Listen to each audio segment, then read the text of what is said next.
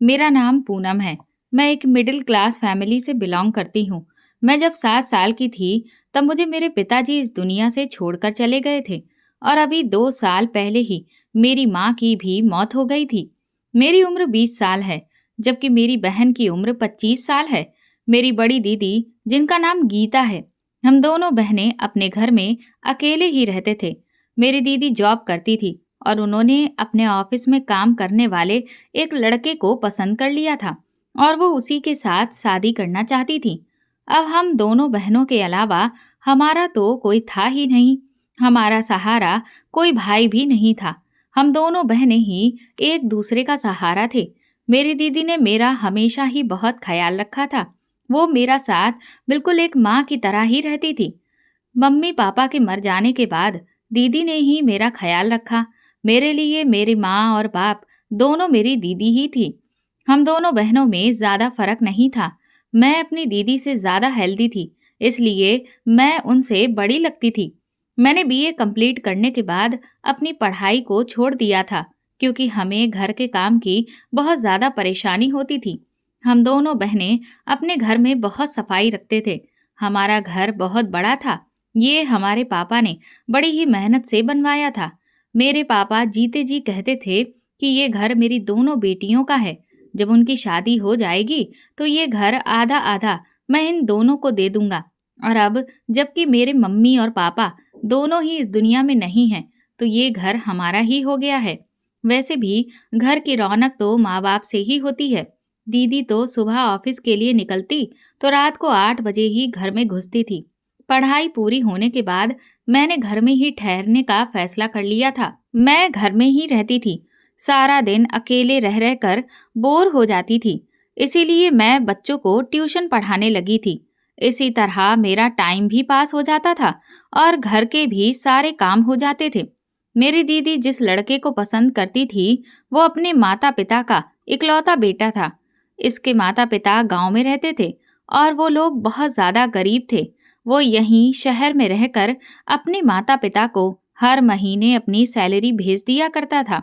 जब उसने मेरी दीदी को पसंद कर लिया, तो उसने मेरी दीदी के साथ शादी करने का फैसला कर लिया। हमें तो इस रिश्ते से कोई भी ऐतराज नहीं था, क्योंकि लड़का बहुत अच्छा था। मुझे भी बहुत अच्छा लगा था और वो मेरी दीदी से बहुत ज्यादा प्यार करता था। उसने अपने माता पिता को मेरी दीदी के बारे में सब कुछ बता दिया था और दीदी की फोटोज भी सेंड कर दी थी। उसके घर वालों को मेरी दीदी बहुत पसंद आई थी और उन्होंने इस रिश्ते के लिए हाँ कर दी थी और कहा था कि जल्द से जल्द शादी करके हमारी बहू को हमारे पास भेज दो। मेरी दीदी गांव नहीं जाना चाहती थी। वैसे भी रवि जीजू तो शहर में काम करते थे। मेरी दीदी ने सोचा कि जब रवि शहर में काम करता है, तो वो गांव जाकर क्या करेंगी। रवि जीजू ने अपने माता पिता से जब इस बारे में बात की, तो उन्होंने कहा कि बस हमें इसी बात का डर है कि पत्नी मिल जाने के बाद तुम बदल ना जाना। हम बूढ़े माता पिता का फिर क्या होगा। मेरी दीदी ने अपने सास ससुर से बात की और उन्हें भरोसा दिलाया कि वो कभी उनसे उनका बेटा नहीं छीनेंगी। जो हक वो अपने माता पिता को पहले से ही देता आया है, शादी के बाद भी वह मैं भी वही हक आपको देना चाहती हूँ, क्योंकि हम दोनों बहनें भी तो बेसहारा हैं और बिना माता पिता की जिंदगी गुजार रहे हैं। हमसे ज्यादा माता पिता की अहमियत शायद ही है जो कोई भी समझ सकता है। रवि जीजू के माता पिता को मेरी दीदी की ये बात बहुत प्यार भरी और समझदारी भरी बातें बहुत ज्यादा पसंद आई थी। वो लोग छुट्टियों में हमारे घर पे आ गए थे और इसी तरह से रवि जीजू और गीता दीदी की शादी हो गई। शादी ज्यादा धूमधाम से नहीं की गई थी, क्योंकि फालतू का खर्च ही होना था। ना तो रवि जीजू के ज्यादा रिश्तेदार थे और ना ही हमारा इस दुनिया में कोई था। इसीलिए हमने बहुत ही सिंपल तरीके से शादी कर ली थी। रवि जीजू के माता पिता मेरी दीदी से बहुत खुश हुए थे। रवि जीजू दीदी को अपने किराए वाले फ्लैट में लेकर चले गए थे और उनके माता पिता वापस अपने गांव लौट गए थे। एक हफ्ता मेरी दीदी वहां पर ही रही। उनको हमेशा मेरी फिक्र लगी रहती थी और पूरा एक हफ्ता मैंने अपनी दीदी के बगैर इस घर में बड़ी मुश्किल से गुजारा था, क्योंकि हमारा घर बहुत बड़ा था। हमारे घर में लगभग 5 कमरे थे और सारे ही कमरों के अंदर वॉशरूम और बाथरूम अटैच था। 2 मंजिल का घर था। मुझे इतने बड़े घर में दीदी के जाने के बाद बहुत डर लग रहा था। 3-4 दिन तो मेरी फ्रेंड्स मेरे साथ रहकर चली गई थी, लेकिन भला वो भी मेरे साथ मेरे घर में कब तक रह सकती थी? उसके बाद वो अपने घर के लिए चली गई। दीदी मुझसे बहुत प्यार करती थी। उन्हें मेरी बहुत फिक्र लगी रहती थी कि मैं किस तरह से अकेले घर में रह रही होंगी। और फिर मैं जॉब भी तो नहीं करती थी, दीदी ही तो जॉब करती थी। उन्हीं की कमाई से तो मेरा भी गुजर बसर हो रहा था। दीदी की शादी को 1 हफ्ते से ज़्यादा ही हुआ था। दीदी अपने सामान के साथ हमारे घर पर आ गई और उन्होंने कहा कि मेरा तुम्हारे बिना दिल नहीं लगता। मुझे हमेशा तुम्हारी फिक्र लगी रहती है। मैं तुम्हारे साथ यहीं पर ही रहूंगी। मैंने दीदी को बोला भी कि कहीं ऐसा ना हो कि रवि जीजू नाराज हो जाएं। दीदी ने कहा उन्हें भी तुम्हारी फिक्र थी। उन्हें जब मुझसे मिलना होगा वो यहाँ पे आ जाया करेंगे। पर मुझे ये सब कुछ ज़्यादा अच्छा नहीं लगा था। लड़की का असल घर उसका ससुराल ही होता है। मेरे दिमाग में अचानक ही एक आइडिया आ गया। हमारा घर बहुत बड़ा था और हमारे घर में कमरे भी बहुत सारे खाली पड़े हुए थे। सिर्फ मैं और मेरी दीदी एक ही कमरा तो इस्तेमाल करते थे। इसीलिए मैंने अपना आइडिया अपनी दीदी को बताया था कि क्यों ना आप और जीजू हमारे ही घर पे रह लो। वैसे भी रवि जीजू कितने सालों से किराए के फ्लैट में रह रहे हैं। आप दोनों इस घर में रहोगे तो आपका किराया भी बचेगा और आप दोनों को मेरी फिक्र भी नहीं होगी। इस चीज से मुझे भी फायदा होगा। मुझसे भी यहाँ का अकेलापन बर्दाश्त नहीं हो रहा था। मुझे भी आप लोगों का साथ मिलेगा तो बहुत खुशी मिलेगी। दीदी को भी मेरा ये आइडिया बहुत पसंद आया था। फिर उन्होंने अपना आइडिया रवि जीजू को बताया। रवि जीजू ने कहा बात तो बिल्कुल ठीक है, लेकिन मैं फ्री में वहां पर नहीं रह सकता। मुझे अच्छा नहीं लगेगा। दीदी ने कहा आप एक बार घर पर आ जाओ, फिर साथ में बैठकर बातें करते हैं। ये कहकर दीदी ने फोन काट दिया था। जब रात के टाइम पे जीजू घर आए तो मैंने उन्हें घर में रहने के लिए तैयार कर लिया था और ये भी कहा था कि आप लोग किराए की जगह मुझे अपना समझकर अपने साथ रख लो। यही मेरे लिए बहुत है। जीजू मुझे अपनी बहन समझते थे। उन्होंने कहा मेरा इरादा तो था कि मैं तुम्हें अपने साथ फ्लैट में ही ले चलूं, लेकिन फ्लैट बहुत ज़्यादा छोटा है। हम 2 लोगों का गुजारा ही वहां पर बड़ी मुश्किल से होगा। इसलिए मैंने तुम्हें वहां ले जाने के लिए नहीं कहा। मैंने कहा कोई बात नहीं, अब आप लोग यहाँ पर मेरे साथ रहोगे। अब यही आपका घर है। वैसे भी ये घर मेरी दीदी और मेरे दोनों का ही तो है। जीजू बहुत अच्छे थे। वो हमारे घर में रहने के लिए तैयार हो गए। उन्होंने अपना फ्लैट खाली कर दिया और वहां से सामान हमारे घर में शिफ्ट हो गया। अब दीदी और जीजू सुबह को साथ जॉब करने के लिए चले जाते थे और मैं उन दोनों पति पत्नी के लिए रात का खाना तैयार कर लिया करती थी। इस तरह से दिन गुजरते चले गए। मेरी दीदी की शादी को पूरे 2 साल हो गए थे और अभी तक मेरी दीदी को कोई औलाद नहीं हो सकी थी। दीदी को भी बच्चों का बहुत शौक था। उधर जीजू को भी बच्चे बहुत अच्छे लगते थे। दीदी ने काफी सारे डॉक्टरों को भी दिखा दिया था, पर रिजल्ट कुछ भी नहीं आया था। और फिर धीरे धीरे 4 और फिर 5 साल मेरी दीदी की शादी को गुजर गए थे और अभी तक हमारे घर में बच्चों की किलकारी नहीं गूंजी थी।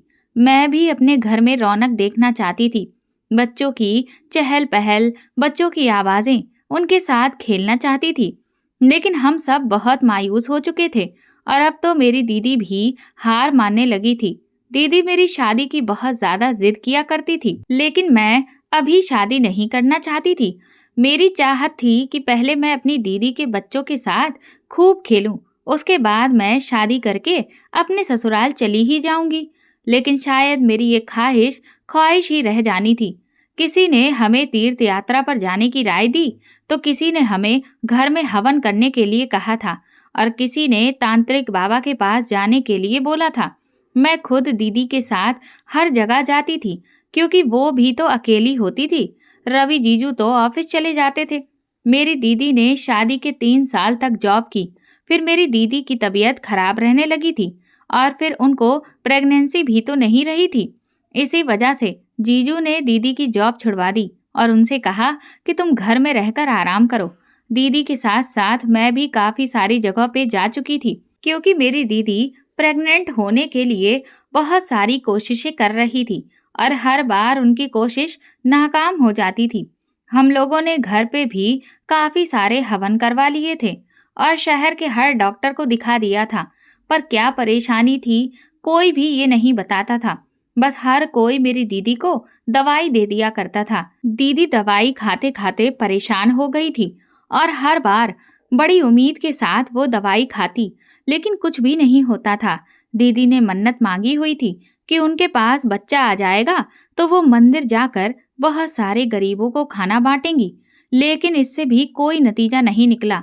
और इसी तरह से काफी दिन, काफी साल गुजरने के बाद दीदी हिम्मत हारती जा रही थी, पर मैं हर बार उनको हिम्मत देती थी और उनको यकीन दिलाती थी कि भगवान एक दिन आपकी प्रार्थना जरूर सुनेंगे। हम लोग हर काम से मायूस हो गए थे और थक हार कर अब घर पर ही बैठ गए थे और भगवान का फैसला आने का इंतजार कर रहे थे। फिर एक दिन हमारे यहाँ जीजू की दूर के एक रिश्तेदार मेरी दीदी से मिलने के लिए आए। उन लोगों ने हमारे घर पे रात का खाना भी खाया था। वो दोनों पति पत्नी थे और जीजू की पत्नी को काफी टाइम से देखने की ख्वाहिश कर रहे थे, क्योंकि इन दोनों की शादी बहुत ही सिंपल तरीके से हुई थी। इसीलिए कोई भी मेहमान शादी में नहीं आ पाया था। अब ये लोग शहर ही आए हुए थे, तो इसीलिए दीदी से मिलने के लिए हमारे घर पे भी आ गए थे।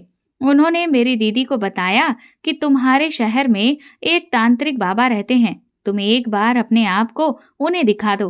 दीदी ने बताया था कि हम काफी सारे तांत्रिक बाबाओं के पास जा चुके हैं, हर बार हमारी कोशिशें नाकाम ही साबित हुई हैं। उन्होंने कहा कि एक बार और ट्राई करके देख लो। दीदी ने उनका कहना मान लिया और कुछ दिनों के बाद ही दीदी इस तांत्रिक बाबा के पास भी चली गई। दीदी मुझे भी उस बाबा के पास अपने साथ लेकर गई थी। उन्होंने दीदी को जड़ी बूटियां बनाकर दी थी, जो पति पत्नी को ही खाने की एडवाइस दी गई थी। दीदी वो जड़ी बूटियां भी पाबंदी से खाती रही और जीजू को भी खिलाती रही, लेकिन इसके बावजूद भी कोई फायदा हासिल नहीं हुआ।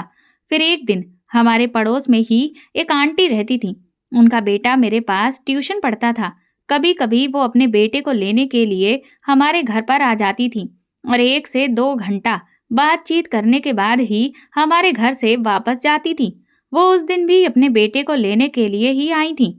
उन्होंने जब दीदी का उतरा हुआ चेहरा देखा तो उनसे वजह पूछी कि गीता को क्या हुआ।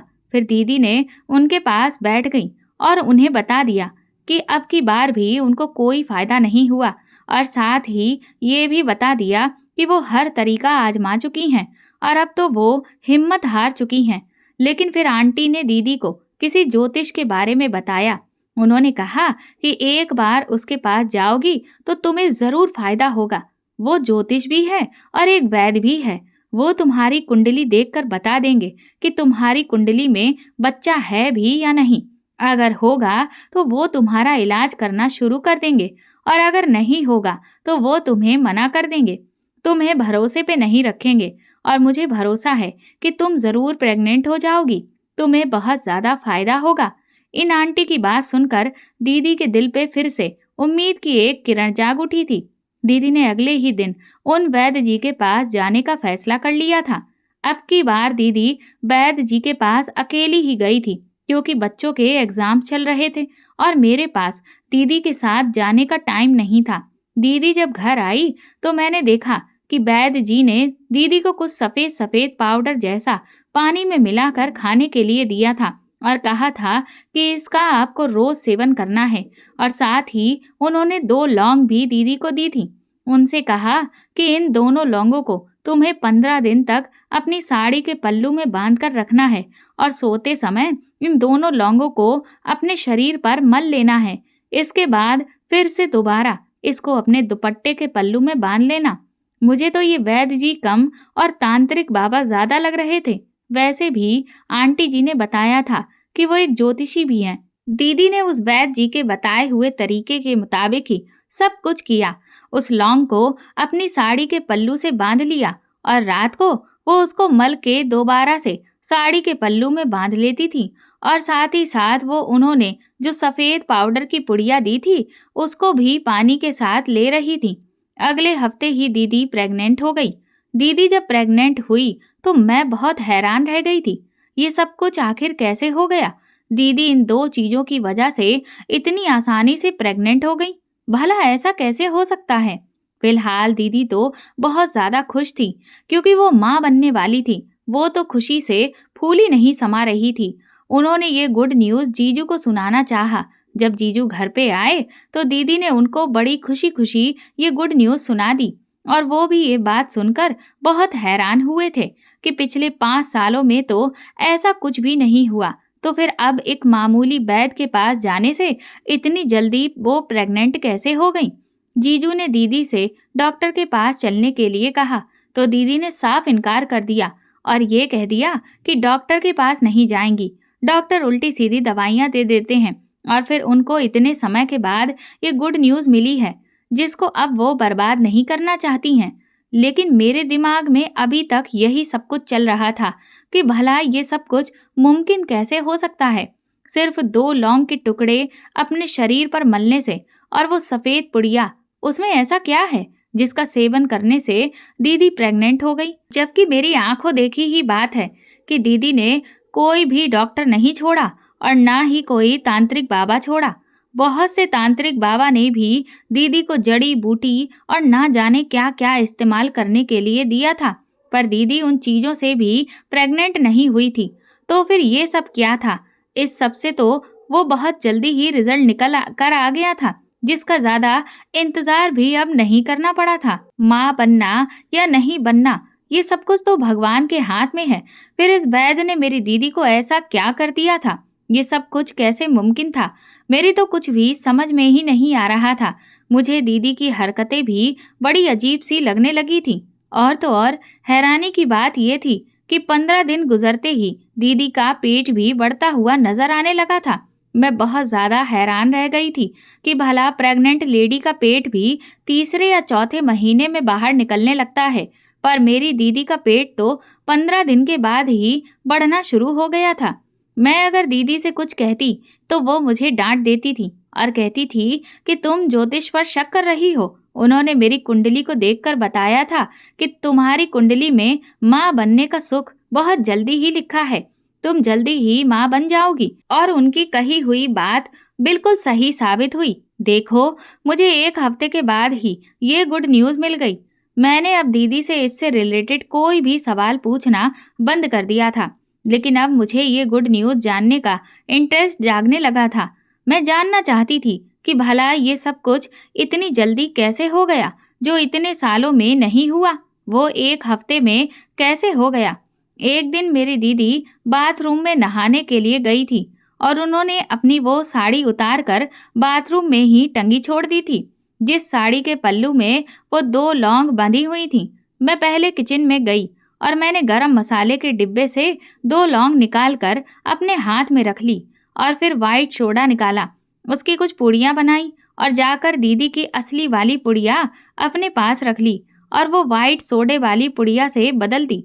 उसके बाद मैंने जल्दी से बाथरूम में जाकर दीदी की साड़ी के पल्लू में किचन से लाई हुई लौंग उनके पल्लू में बांध दी और जो लौंग उनके पल्लू में पहले से ही बंधी हुई थी, वो अपने पास रख ली। मैंने वो पुड़िया पानी के साथ ली और उसके बाद वो लौंग भी अपने दुपट्टे के पल्लू में बांध ली। मैं भी देखना चाहती थी कि आखिर इतनी जल्दी ये असर कैसे होता था। मुझे पता था कि मेरे ऊपर तो कोई असर हो ही नहीं सकता, क्योंकि मैं तो शादीशुदा भी नहीं थी। ये सब कुछ किए हुए मुझे लगभग 4-5 दिन हो गए थे और मुझे कुछ भी नहीं हुआ था। मैं बहुत ज़्यादा बेफिक्र हो गई थी और समझ गई थी कि ये ज्योतिष मेरी दीदी को बेवकूफ़ बना रहा है। मैं यही सब कुछ सोच रही थी। रात का टाइम था और फिर मैं सो गई। जब सुबह मेरी आँख खुली तो ये देखकर मेरे पैरों तले से ज़मीन निकल गई थी कि मेरा पेट दीदी की तरह बड़ा हुआ था। इसका मतलब मैं भी प्रेग्नेंट हो गई थी। मैं बहुत परेशान हो गई थी। मेरे पेट को अचानक से क्या हो गया? मेरा पेट बिल्कुल प्रेग्नेंट लेडी की तरह हो गया था। मैं परेशान थी कि मेरी तो अभी तक शादी भी नहीं हुई, फिर मैं प्रेग्नेंट कैसे हो सकती हूँ? मैं अब बिल्कुल प्रेग्नेंट औरत की तरह लग रही थी।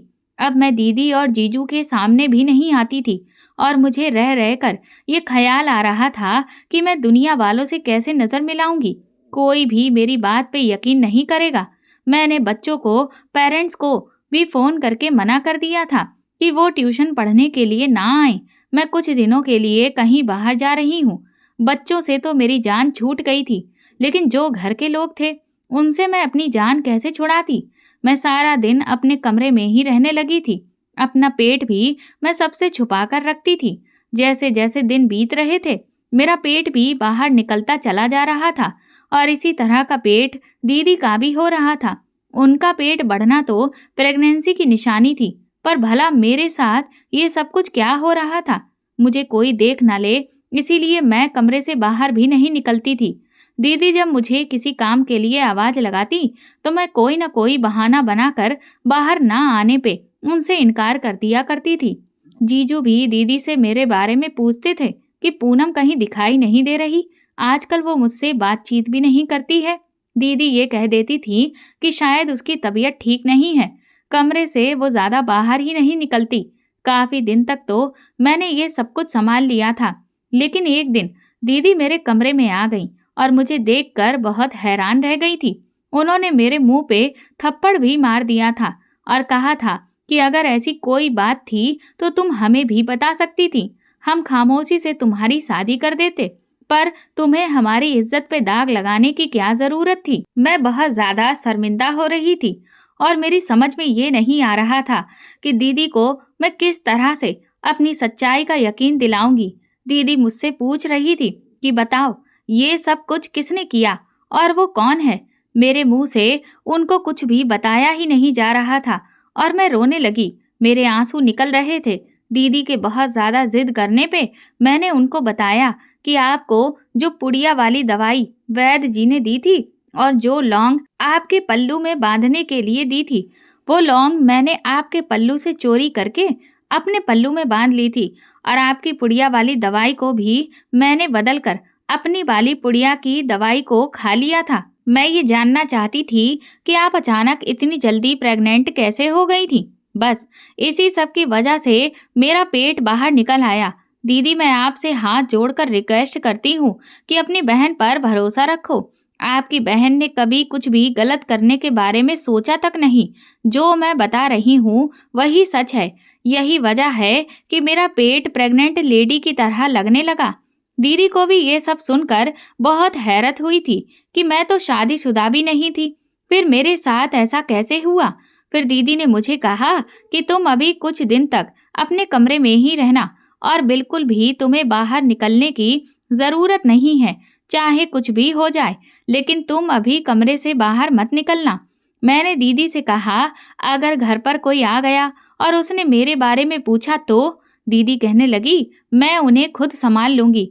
मैंने दीदी की कही हुई बात पे यकीन कर लिया था। मुझे अपने ट्यूशन के बच्चों की भी छुट्टी करते हुए काफी दिन हो गए थे, इसीलिए उनके पेरेंट्स का आना जाना हमारे घर पर लग रहा था और वो मेरे बारे में बार बार पूछ रहे थे।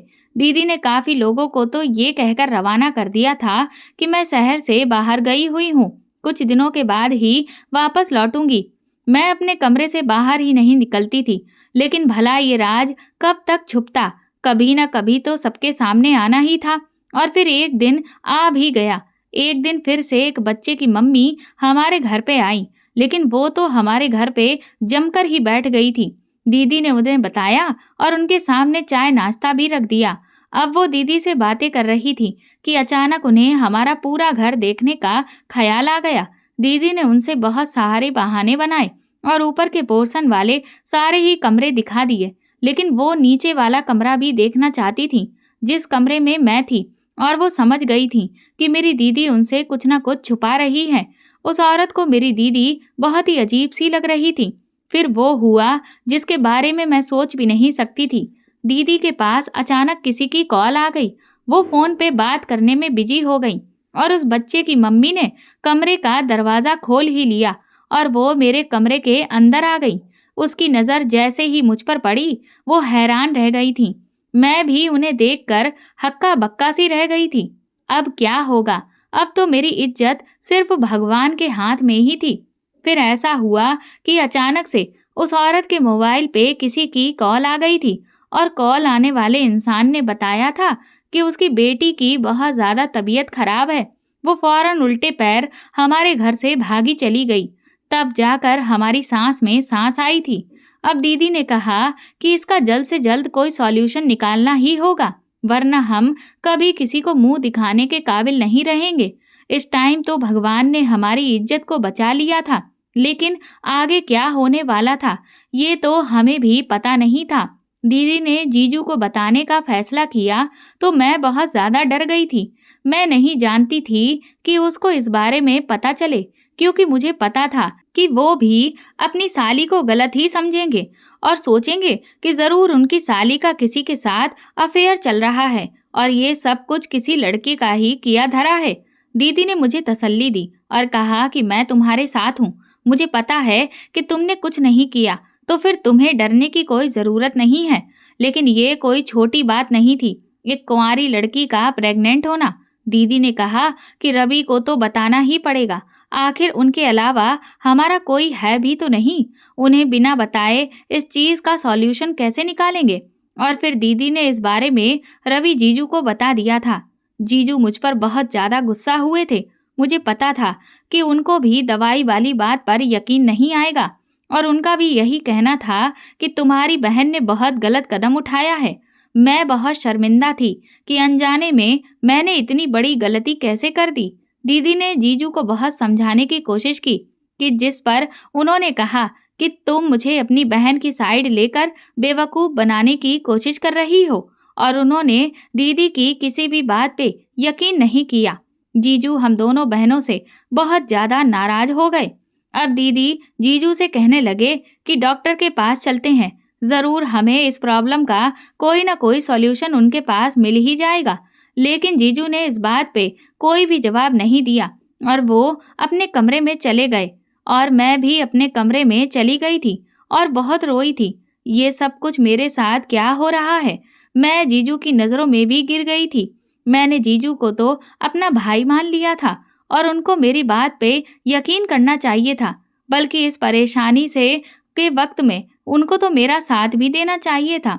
पर वो तो ऐसे थे कि हम लोगों से ही नाराज हो गए थे। मैं उनसे नजरें मिलाने के काबिल नहीं रही थी।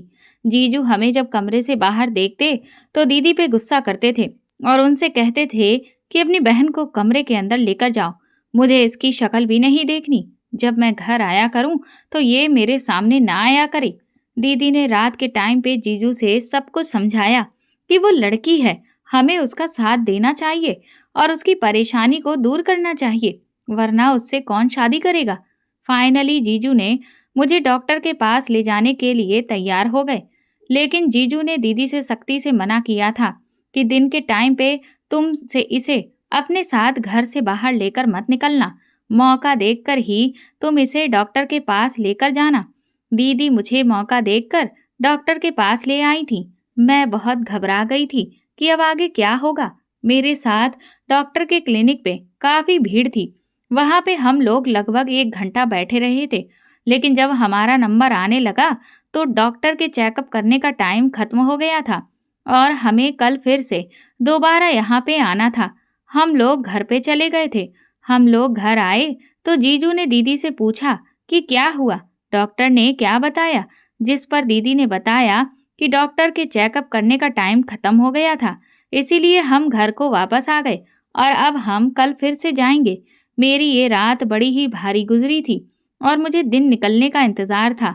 मैं सारी रात जागती रही थी। मुझे इंतज़ार था कि कब सुबह होगी और मेरी मुश्किलें खत्म होंगी।